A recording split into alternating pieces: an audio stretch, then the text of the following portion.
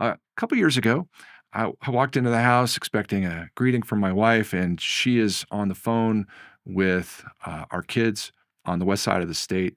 And on the speakerphone, I hear one of them say, "Is Dad there?" "Yeah, Dad's there."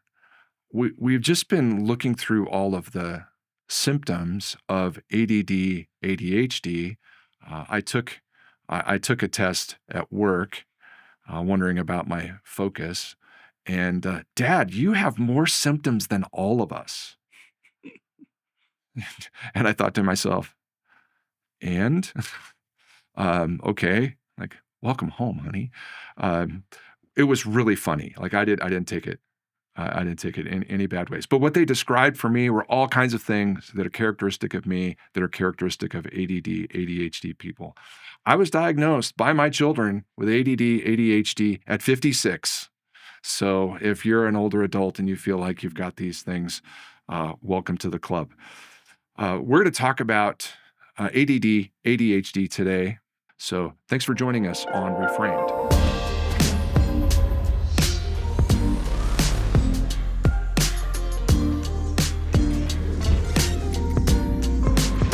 Welcome to Reframed. My name is Dan Jarms, and I'm a pastor at Faith Bible Church. I have 25 years of pastoral experience. I have educational training specifically, so I have some real-world experience with dealing with this, let alone being a parent and a grandparent. With me is Brian Sayers. Also, pastor at Faith Bible Church, overseeing the counseling center here. So we deal with some of these issues and a little bit more of a clinical environment, but it's more discipleship, really. What we do on Reframed is we take the common pain points of life and we want to reframe them through the gospel of Jesus Christ. And attention, or the lack of attention, is addressed in the Bible. There is 4,000-year-old wisdom included in the Bible about attention and how to keep it. And we want you to know about that. We think that's going to help you. We're going to go through a little bit of the history and of the modern diagnosis of ADD, ADHD. And before we're done, I want to give you, I think, 3 game-changing perspectives to help you. This is a challenging issue for all kinds of parents. It's obviously challenging for the kids themselves, and it's challenging for adults who might still feel they have a hard time paying attention and staying forward. So I think we want to give you those perspectives as we end today. So thanks for joining us on Reframed. Brian, let's start with a little bit of history. I'll give you a little bit of mine because mine's on a teacher level. Yours is on a study of various issues with mental health and things that you deal with in the counseling room. As a teacher, I did my teacher training in the late 80s, and the diagnosis about various learning styles and learning disabilities was just starting to become widespread. People were in a profession for those things. And I had kids in the 90s who were diagnosed with ADHD, and some of them were prescribed medication. So it's been a long-standing issue that I've watched. And in a classroom setting where you have 20 kids in a classroom and we're trying to get everybody through the same material and do the same things, the ADD, ADHD kids were always the kids who were getting in trouble because they couldn't sit still, they couldn't stay focused, they couldn't even find their papers in their backpacks. There was that kind of stuff that was pretty normal. And we always we were trained in strategies to help people with that at the practitioner side. So we've been dealing with it a lot. There are a lot of things that are still useful then, still useful today. We'll eventually talk about some of those things. Give us a little bit of the background for you, Brian, on where did ADD start getting diagnosed, ADHD, what were some of the initial things, and what things still are happening today? Sure. I mean, if you just look at a history of humankind, so to speak, one of the things you notice is that this sort of institutionalized learning center is a relatively new development.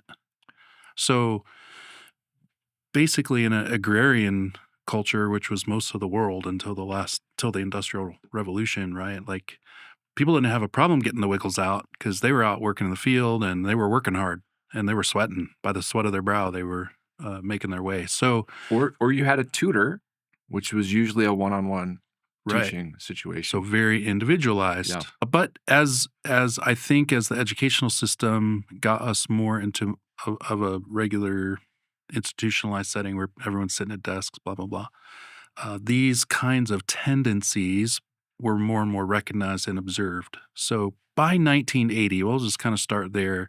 By 1980, the American Psychological Association had come up with the diagnosis of attention deficit disorder with or without hyperactivity. So the H part in the ADHD wasn't officially added to the diagnostic criteria or category until 1994, when the next edition of the Diagnostic and Statistical Manual was released. So diagnosed, there's like 14 criteria in 2 separate categories. If you have 5 or more in both categories, that you exhibit those often is the newer language. yeah. You may get diagnosed. I remember it because I started teaching in 93, and in 94 and 95, all of us, we had the hyperactivity Yeah. part of that having to help kids with.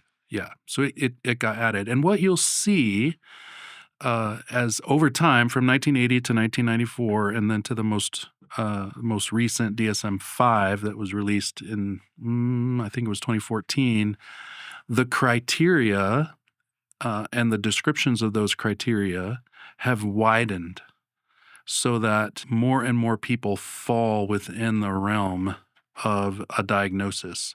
Not only that, but in 1980, when the diagnostic criteria for all kinds of psychological disorders, it was very broadened in terms of the number of diagnoses and the way those were diagnosed, because in 1980, and you can read the history of this, they were convinced that all of these disorders, ADD being one of them, that these clusters of symptoms were so observable that they were certain they were going to find a biological or a neurological or a chemical pathology for these disorders. They were convinced the research was going to uncover that this is a physical problem.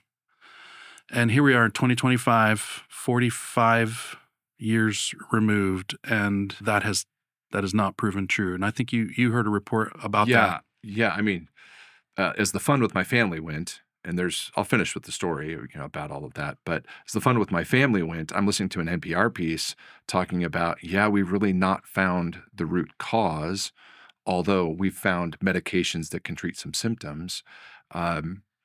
They're now questioning how much they're prescribing if we still don't have a cause. This was the NPR piece that I listened to. I'm not an expert on medications, don't pretend to be, but they're questioning that. And I'll get to the end with the solutions I used to have to give my kids, what I have to give me. And I'm talking about my kids at where I taught, and things that I have to do to overcome attention problems. Yeah. So most physicians, psychiatrists, clinicians, educators, often parents are coming to them and they've already heard all the criteria. They understand the criteria and they're coming to their clinicians or their educational institution and saying, "Will you help us?" Or the educational institution is saying, "We've observed these things. Can we help you?" But the only solution that is really being offered broadly is medication. And part of what people don't understand about how these diagnoses from 1980 and 1994 and how they've changed over time, because they thought they were going to locate physical pathology for all of these disorders. Most of the research that's done is actually funded by the pharmaceutical industry. And so there's a vested interest in perpetuating the idea that this is a physical problem that you're going to deal with the rest of your life, so that you're going to need this medication for the rest of your life. And we're not saying don't take medication for symptom relief. We've said that many times here on the podcast already. What we're suggesting is don't lose sight of the fact that there are factors at play and that when the pharmaceutical industry was freed up by federal legislation to advertise, it has created sort of a social consciousness, this sort of cultural understanding of ADD and ADHD that really dominates, despite the fact that we're 45 years and still looking for the actual physical pathology of this cluster of symptoms that we see. Right. And I think that's what's helpful. So I might summarize to a family who's dealing with it. You're trying to get your kids through an education process. You're trying to train them, help them be able to understand their world, live in the world, be productive in the world. So you're going to pursue a whole host of educational things. And this attention issue is a real problem. The homeschooler, the classroom kid who can't sit still, it's real challenging. So I would typically just say, explore your options. So there's going to be physical things you can do. There's training you can do. There's also, you might want to see your doctor. Okay, explore your options. But remember about the medicine. Be asking about side effects. Be asking about what could happen with it in the future. Ask how long it's effective. And the NPR piece just said the length of effectiveness is not as long as people hoped about some of the major drugs. So you might take it for a couple of years and it might help a little bit, but it's not going to help you in the long term very much. So now your doctor might have different advice for you for the future. So check that out. Right. But always be cautious when they're talking about a medication in that there's side effects. I think one of the things that was a reality for me as a teacher is I could think of three boys, because it's usually boys that get diagnosed because they're a little more active, although girls often have it too. And they started on the path. I had my marching orders for helping them engage well, and they had medications. And I would watch it change personality of those boys, and it would mute their personality. And did they sit still and cause less trouble? A little bit. Yeah, for sure. It was noticeable. But it also changed their personality. And I don't know which I would rather have, their normal personality or the muted personality. Probably depended on the day, Right. how much trouble they're causing. So anyway, I would just say any parent should just do the full. And every parent has all of it now. So a chat search, internet search, you're going to find all of that. You could walk into your doctor well prepared, but do think about that to find it. And we're not saying these aren't real symptoms. And Right. we're not saying the pharmaceutical industry invented something just to make money. This isn't a conspiracy theory. It's to say, let's think carefully about how does God describe this cluster of symptoms? Because he doesn't just put a label on it. Right. But they're real, and they create real challenges in the home and in school. So let's reframe it according to the truth of God's word and think through it. So the NPR article prompted me to think we should talk about it for a couple of reasons. Because one, parents are often looking for help. We're not currently raising our kids right now. But there are families that are, and if you need help, you come here, you're going to find 10 families that are currently working through this process, and there's a community to help you with. Yeah. But part of why I said that is if medications aren't what we hoped they would be, then what else are people doing? And that was part of the report, what else people are doing. There are various ways, and that's what I was trained in as an educator, to provide other ways to keep kids' attention, to learn the same kinds of things. And you can be creative about that. But various versions of behavioral training, reward training, structure training. In the end, it was interesting to get the educational psychologist sent this report. Here's the thing that you need to do for the kids. And it was all the things I was already implementing in my classrooms. So a lot more movement, a lot more creativity, a lot more hands-on, a lot more shaking up the day, not keeping it mundane. I was just doing many more of those kinds of things anyway. And that's what you can do as a parent today. So there's a lot of good strategies for people. Other thing to add to it that we can't explore in this podcast, but if you add ADHD, or let's just call it difficulty paying attention, and sitting still. So we all know what that looks like. Yeah. If you add that to dyslexia or dysgraphia or these diagnosable issues with how you process information, whether you can pay attention and read, or let alone sitting still, but the letters get mixed up or the words get mixed up or you can't write variety of ways, then it feels really exasperating for a parent. And for the students, like not only do I have a hard time paying attention, but I just can't put all this together. And, we have some sympathy for that. And we're going to talk about that before we finish. Let's reframe it, Brian. One of the things that we need to reframe is how we look at man.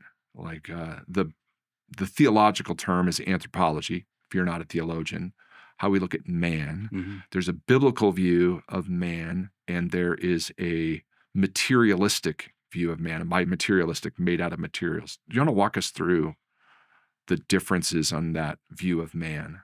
Yeah. The first thing I would say is we all have different dispositions and different strengths and weaknesses, just as human beings created in the image and likeness of God. We're not mirror images of one another. So one person may have more of a tendency to want to sit and read and learn and think. Others very hands-on. That's why you talked about hands-on education and getting people, actively tactile, all that kind of stuff is those things are helpful to think through. Like, what are my child's or my own strengths and weaknesses? How can I leverage the strengths to do well where I need to do well? How can I overcome the weaknesses?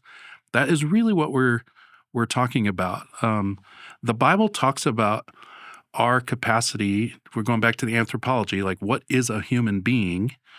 We are people created in the image and likeness of God who have fallen into sin. And that fallenness, the depravity of man, has infected every part of our being. And that includes our minds. It includes our ability to reason. It includes our bodies and the capacities that our body has. So in Romans 7, Paul talks about, I joyfully concur with the law of God in the inner man. So like having been saved, I love God. I love what is right and true. And that's what I long to be and do.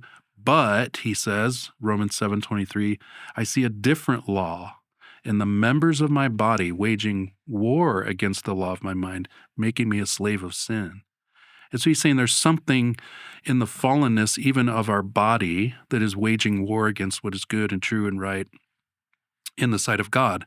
Loving God, loving neighbor falls short because actually he locates some of that problem in our physical being, our fallen bodies. And so I think what you see are the effects of culture and society and trends and all those things, our capacity to be habituated, our capacity to be conditioned by certain things. And so anecdotally share a story, like between about 15 and 30, I stopped watching cartoons. It's a real story. I know it's sad, but I stopped watching cartoons. All the fun you missed. I know. Well, by the time my kids got old enough to start watching cartoons, there was something very new and exciting called SpongeBob SquarePants. And I remember watching my first episode of SpongeBob SquarePants, and I thought to myself, well, whether right or wrong, I thought, that's pretty funny. But I couldn't keep up with it. I couldn't keep up with the dialogue. They talked so fast, and the humor and what they were doing, it just happened so fast. And yet I would sit and watch these kids. I'm like, how are they keeping up with this stuff?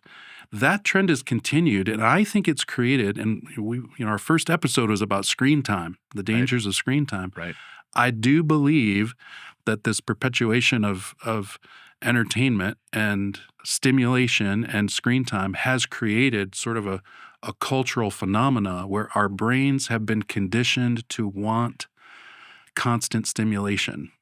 And so what you see is that reflected when you try to sit a kid who's, been watching cartoons or visual stimulation over and over and over. You sit them down with bright colors and constant dialogue and all kinds of things. You sit them down in a classroom and you want them to watch the teacher right on the board. It just doesn't work. Right. And so that's part of our fallenness, though, that we're able to condition ourselves to want that. And that's actually consistent with the fact that often the most typical medication that they give children with ADHD is a stimulant, Ritalin. It's a stimulant. What's happening is that they're using a chemical means to stimulate the brain so that the child doesn't feel like they have to go and do something to keep their brain stimulated, right? And so it has a kind of an ironic effect that it calms them down physically because their brain is firing even though they're not having to do things. When they're not on the meds, they have to do things to keep their brain firing because they've conditioned their brain to want that, to do that. So It's fundamentally why I, as a teacher, now as a preacher, have said attention span. It's an interesting thing because you can watch a movie for 2 hours and not get up, but you can't sit in a sermon or in a classroom for 15 minutes. Well, I'm not as interesting as a movie or a talk show or something like that that is just constantly moving. And it's difficult to do those kinds of things. So, yeah, yeah, we've all watched it. Can a kid actually pay attention? Sure. Give him something stimulating enough, he can. Give an adult something stimulating enough, they can. And we're going to talk about that maybe on some of the things that we need to do for retraining purposes to help with Sure. this.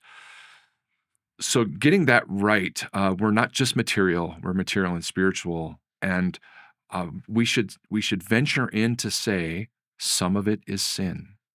Sure. So some of the lack of attention and uh, the what happens when a kid disobeys, an adult disobeys because they don't pay attention, they can't follow through, is sinful. So some of ADD, some of ADHD has its root in sin. Now, I say that not to cause guilt, actually it's to give us relief for that because that's what Jesus came to deal with. He came to deal with our sin first, and sin has to do with motivations, it has to do with actions and activities, it has to do with all these core elements in us, and they are really crucial to how we live in the world. So if we can deal with the sin in training our kids, and we can deal with the sin in training us, we actually have one major tool in our arsenal to fight this issue. So let's reframe it with the gospel. We have a biblical anthropology. We are material, we are spiritual. Some of ADHD is going to be sin, and we can deal with it that way. Some of it's going to be other things, and we're going to deal with that another way too. But let's deal with it with the gospel. The Bible expects you and your kids to have ADD and ADHD. The Bible expects that. Foolishness is bound up in the heart of a child. The extent to which these symptoms create behaviors or attitudes or relational issues that look and sound like foolishness, the Yeah, Bible expects it. it expects it. And if you were to read, And I would stop and say, well, before we get too far into the weeds on how can we help children yeah, overcome aspects of foolishness, to just simply say what we're not saying is that all of this is just bad parenting. right, Right. I think that's an exaggerated, right, not helpful way to characterize it. You just need to, discipline your kids more. You need to. That's not actually what we're saying. right, But if our minds and bodies are conditioned to long for overstimulation, and the extent to which that is foolishness, our minds and bodies can be conditioned to overcome that as well. That's why putting it in the category of sometimes sinful, sometimes foolishness is so helpful, because not only is there forgiveness for that, but there's spiritual power for that, right. right? And that's where we point our kids to the truth of the gospel, that Yes. God can help you overcome these things as Yeah. well. So Let's lead into it, because there's a really a 3-point link if we're going to use how the Bible unpacks this. about it. And I'll just give you one example in the Proverbs. The Proverbs talk about getting wisdom, talks about self-control in a variety of ways, controlling your anger, controlling this. Proverbs 25:28 gives a diagnosis. A man without self-control is like a city broken into and left without walls. It's devastating. It makes him vulnerable. A lack of self-control makes you vulnerable to the world around you, makes you unprotected. So Solomon 3,000 years ago was saying, "Hey, you you have an ADD problem. You have an ADHD problem, and you have to overcome it. Otherwise, it's going to go bad for you in the world." I mean, it was just a simple, cause effect. That's how Proverbs often work. Okay, so some of that is sinful. So child training, that's what Proverbs is largely for, how to train a good king. Child training is really, really helpful in thinking about that. So you can shape habits, you can shape a conscience, you can do a lot, and that's what Proverbs talks about. It doesn't necessarily deal with the sin problem, guilt of sin, or the power of sin, but that's what Jesus comes to do. So Jesus steps in knowing that one of our issues is attention. And what do we do with our attention? We give it to what pleases us, what makes us feel powerful, what makes us like all the things that sin are. Like we want to control things, we want to be pleased by things, we want to give glory for things. Like what does a kid go to? What do I go to when I lack attention? It's usually not something noble. It's usually something self-gratifying or selfish. So Jesus came to deal with self-gratifying, self-glorifying, he came to do that. And as he lived perfectly obedient, I read the Gospels, he does not have ADD. Yeah, I'm sure he had a lot of demands on his attention, but he managed to please the Father. He goes to the cross on our behalf, and the glory of his death and resurrection is that whether we want to call it laziness, selfishness, self-glorifying, whatever we want to call all of those, he has paid the price for that. And in his resurrection, he provides the power to deal with it. So Galatians is a book about faith and how to be justified and right before God. And the fruit of the Spirit, having faith in Jesus Christ, the fruit of the Spirit, love, joy, peace, patience, kindness, self-control. That is actually a spiritual fruit, which is what those of us who have a hard time paying attention need. I need self-control. Or those of us who want to do 10 things at once. That's me. That's what we need. We need self-control. And there's versions of it. Elder needs to be sober-minded, which is a version of self-control. That's actually a spiritual fruit. So one of the things I would say to a person whose kid's struggling with these behaviors is just keep sending him to Jesus and keep giving him the gospel as he trusts in Jesus for the sins that are in his life, and they are manifested in maybe different ways. That forgiveness and that continuing trust in Jesus actually does a spiritual reformation in his mind that can help him control his body. I watch it all the time. A kid with ADD gets saved, and they still might have ADD, but I continue. They might have attention issues, but they have a control mechanism and a motive mechanism. The motive is I'm going to love God. I want to love the people in my life, and I want to do something meaningful in the world. And now I have a purpose and a reason to sit in the chair. Like I watch it happen all the time. I used to tell parents at the school that I taught, at 24, they'll finally figure out something they really want to do because they're really smart. And my kids they're really smart. When they find something that they really want to do, they'll finally get their med degree. I watched it happen over and over the years, that the kid who was getting C's in class is knocking out of the park as a med student because they finally have something that can capture all their attention. So that's really hopeful to me, that the gospel can do that. So I think those are really helpful things. What would you add to that, Brian, now as you think about the three people in our lives, that we're talking parents, kids, adults? Yeah, I met with a young guy. I had three very active boys, and a lot of what's going on often is I would not call it foolishness in the sense of a moral issue. I just call it childishness, or Yeah. Right. just being a child. Like Right. kids are going to be loud. We can talk about inside voice and outside voice, and if they're using outside voices, send them outside. They're not necessarily sinning, or it's not necessarily a moral issue, right? So I watch my daughter and son-in-law now. They lived with us for almost a year, and sending the kids, it's time to go outside and get the wiggles out, is what they tell them. So they just realize they've got some pent up energy. It's just time to go out and take care of that.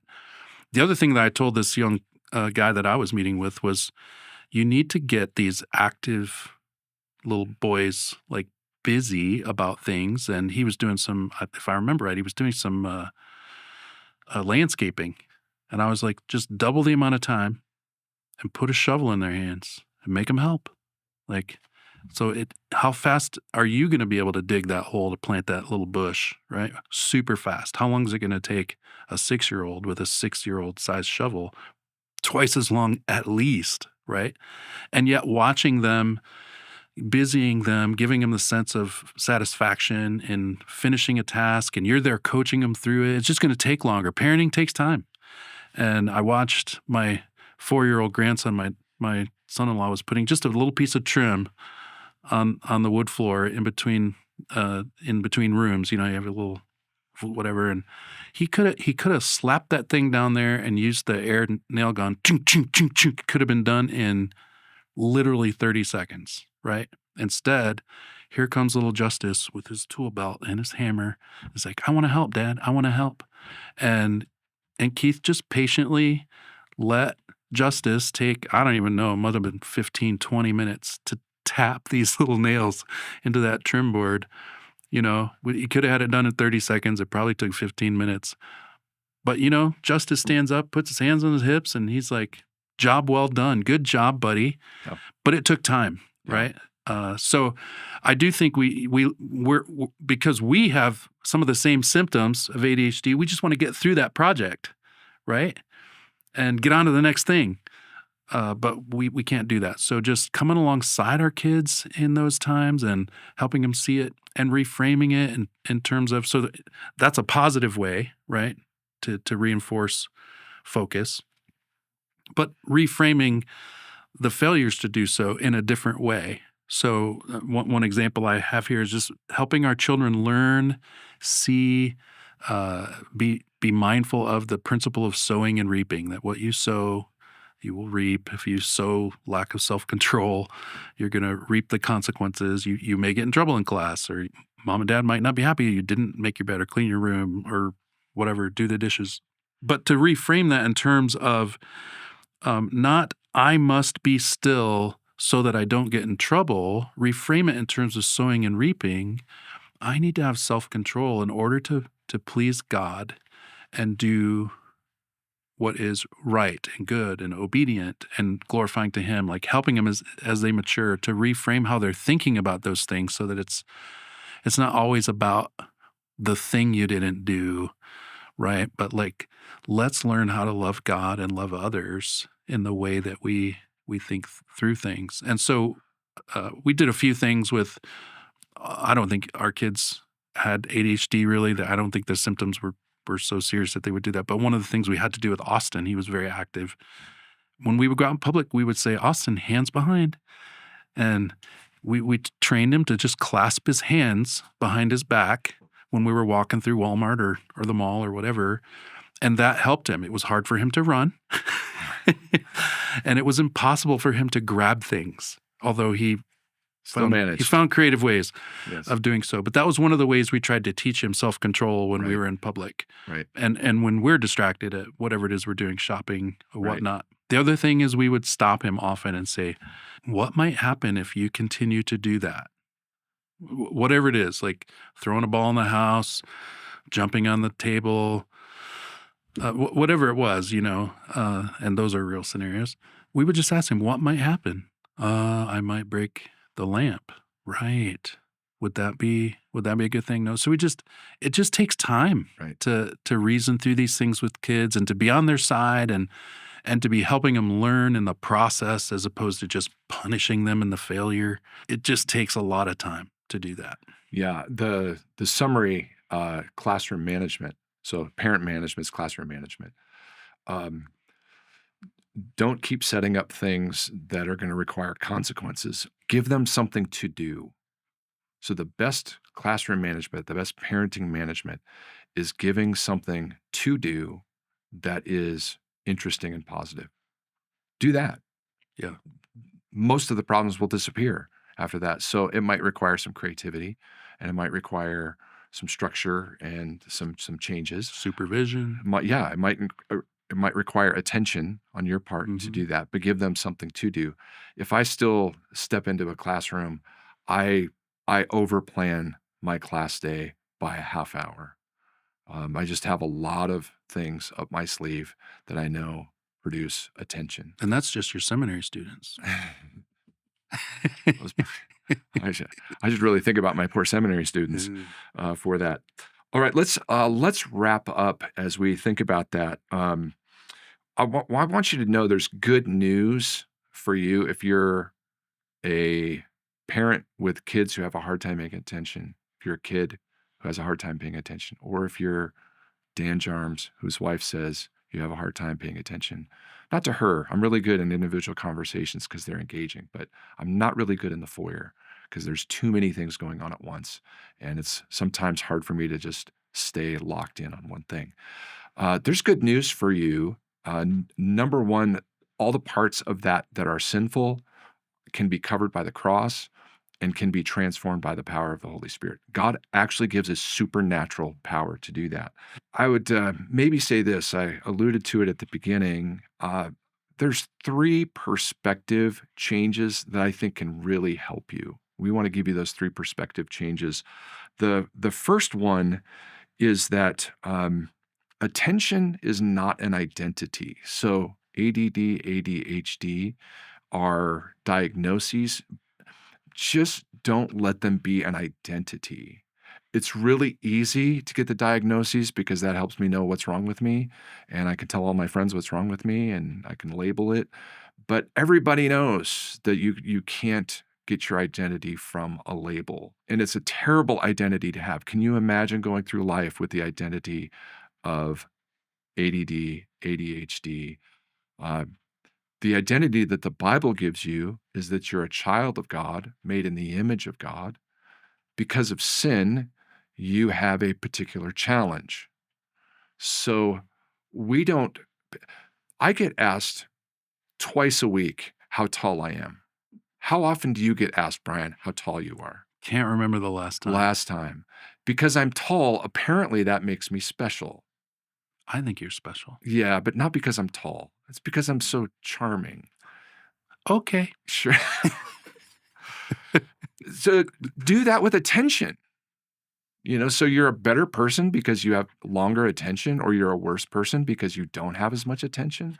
That's a terrible label to put on that. So change the perspective about attention, that you can't put your kids or yourself's identity in that. You can turn to Christ. And what's interesting about it is if you say, I'm a sinner going my own way and I'm in trouble, I have symptoms like I'm lazy, I don't pay attention, variety of things. And you turn to Christ and he internally changes you. One of the fruits of that change is self-control. Powerful. That's changing your identity, that I'm a person in Christ, actually has the fruit of self-control in your life. So changing the identity is really important. The second perspective change is that attention is a muscle. So think of attention as a muscle. Some people might have different kinds of muscles than other people. So you can develop, and all the behavioral therapists and all the doctors know it.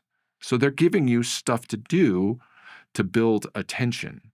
Correct. So everybody they have a version of a workout for attention. So use those. Attention is a muscle. When we did our episode on social media and phones, we know that those things are huge distractions. So they're killing your attention. So one of the muscles you need to build is those things that are constantly stimulating you, minimizing those things so that you can do things yourself that stimulate and interest your mind. So attention is a muscle. And I would usually just tell a parent, just do this exercise a couple of times a day. Know your kids, find something really interesting to them, and then do it with them that's not on the screen. And you're going to help build their attention. Start with what they like and move into things they don't like so that you can build that muscle. Just start at a simple level. What the books you read, whatever is. Don Whitney said that his parents cultivated a love for reading in him by letting him read as many baseball books as he could. Mm-hmm. Eventually, when his interest matured, so did his reading shifted. So that's a great parenting principle. Attention is a muscle that you can build. Finally, attention is radically improved by motivations. So I alluded to it. I used to tell parents, at 24, your kid will finally find something he's interested in. The ADD will almost always go away. Now, that's not always true, so I don't give a promise like that. But they get interested in something captivates them, and that thing then makes them able to sit in the chair.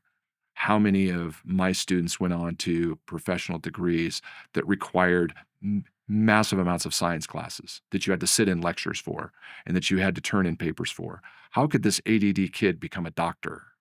Well, it happens all the time. I bet if you asked any neurosurgeon, were you ADD when you were young? They will all say yes.